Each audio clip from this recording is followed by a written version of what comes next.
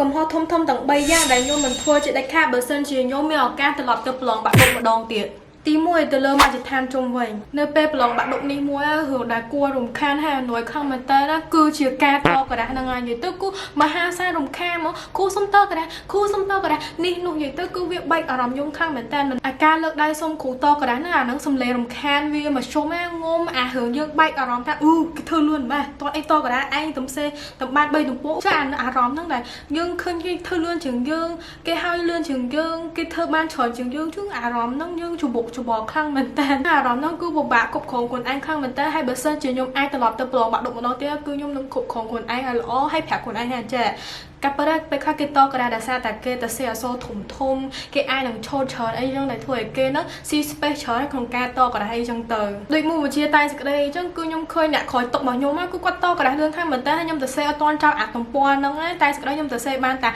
អាមួយស្លឹក4ទំព័រហ្នឹងគឺខ្ញុំអត់តកដាអីទេហើយចំពោះអ្នកក្រោយខ្ញុំគឺគាត់បានតកដាអីចឹងតែលទ្ធផលចេញមកគឺអក្សរសាស្ត្រខ្មែររបស់ខ្ញុំគឺបាន A ហើយគាត់បានត្រឹមតែ C អញ្ចឹងវាសបញ្ជាក់បានថាការដែលយើងទៅសេវែងហ្នឹងប្រកាសថាយើងទទួលបានបន្ទុកច្រើនទេអ្វីដែលធ្វើយើងទទួលបានបន្ទុកច្រើនណាគឺជាការទៅសេដែលមានខ្លឹមសារអត្ថន័យល្អហើយមុខវិជ្ជាដែលធ្វើខ្ញុំបែកអារម្មណ៍ជាងគេគឺមុខវិជ្ជាគីមីហ្នឹងគឺមិនមែនកំហុសខ្ញុំទេកំហុសអ្នកប្រឡងបាក់ឌុបជាមួយខ្ញុំនិយាយទៅគឺនៅពេលដែលចុងមកគីមីអីគឺគ្រូអាយខ្ទាស់กระดาษមុនដូចជា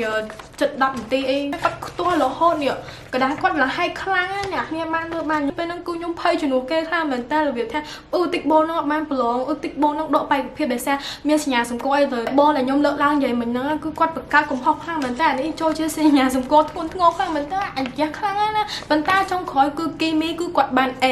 yes A ហើយមុខវិជ្ជាផ្សេងៗគឺគាត់នៅបន្តប្រឡងបានហើយចុងក្រោយនិទេសរឿងរបស់គាត់គឺនិទេស A យ៉ាចឹងគឺអ្នកគ្នាវាថាពេលខ្លះអ្នកគ្នាភ័យខ្លាំងមែនតើតិចសញ្ញាចុចសញ្ញាខ្វែងចេះតិចទួយគេដកបែកភាពអីទៅគុំខ្វល់ច្រើនអ្នកគ្នា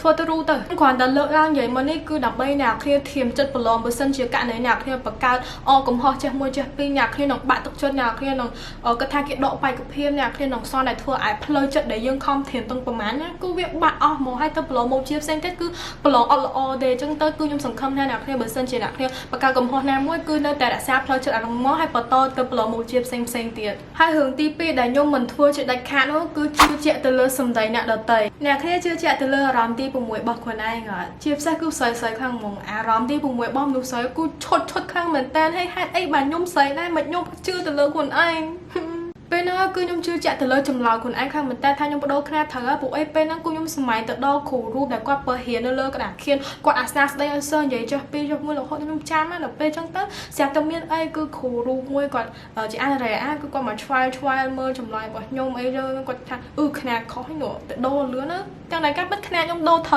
វហើយពេលហ្នឹងគឺខ្ញុំពិបាកក្នុងការជ្រើសខាងមែនតើគួរតែជឿខ្ញុំឬក៏ជឿអនុរៈអញ្ចឹងក៏ខ្ញុំទៅសួរមិត្តភ័ក្តិនៅមុខខ្ញុំហ្នឹងមានណាគាត់ចម្លើយគឺដូចអនុរៈហ្នឹងប៉ុន្តែចម្លើយពីអ្នកគាត់ហ្នឹងគឺខុស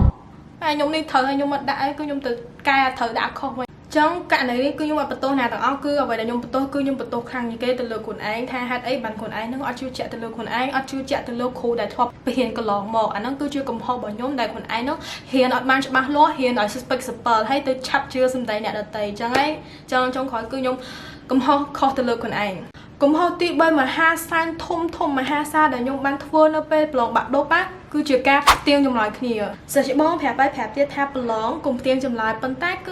ឺវាពិបាកខ្លាំងមែនតើរបៀបថាខ្ញុំមនុស្ស friendly អញ្ចឹងទៅណាក៏គេស្គាល់ហើយអាចិត្តយើងហ្នឹងវាក្តៅកគុកក្នុងការផ្ទៀងចម្លើយគ្នាដើម្បីថាត្រូវឬខុសឲ្យតែថាចេញលេងប៉បគូដងតលឺសំឡេងចម្លើយគ្នាប៉ុណ្្នឹងមែន660មែនឃើញចេះមួយចុះពីមែននិយាយទៅគឺពិបាកក្នុងការបុត្រជាខ្លាំងមែនតើទោះជាបិទក៏ដោយក៏នៅតលឺសំឡេងហ្នឹងដែរនិយាយទៅគឺទៅណាក៏លឺតែសំឡេងជឿសួរចម្លើយគ្នាទៅវិញទៅមកដែរនិយាយទៅគឺពិបាកខ្លាំងមែនតើដោយសារតែការផ្ទៀងចម្លើយហ្នឹងឯងដែលធ្វើឲ្យខ្ញុំបែកអារម្មណ៍ខ្លាំងមែនតើគីមីគឺខ្ញុំផ្ទៀងមួយមិត្តភក្តិខ្ញុំហើយគឺឃើញចម្លើយខុសច្រើនខ្លាំងមែនតើអារម្មណ៍ខ្ញុំអស់ទៅគឺអត់មានអារម្មណ៍សំបីតែមើលមេរៀនបន្ថែមណានិយាយទៅគឺខ្ញុំទុកចោលហ្មងគឺខ្ញុំអត់មើលហ្មងនិយាយទៅគឺខ្ញុំអាចនិយាយថាដេកខ្សែដេកយំអូស TikTok ដើម្បីខ្លួនឯងអារម្មណ៍ប្រសើរអីវិញអញ្ចឹងប៉ុន្តែមានណារហូតដល់ស្អែកផឹកព្រលឹមបាទខ្ញុំទៅ review មានរូបដែលសារអាយុហ្នឹងគឺខ្ញុំអស់អារម្មណ៍ហើយអត់មានសូម្បីកម្លាំងចិត្តមើលហ្មងអញ្ចឹងទៅបាទខ្ញុំទៅ review អាពេលផឹកព្រលឹមឡើងនិយាយទៅគឺ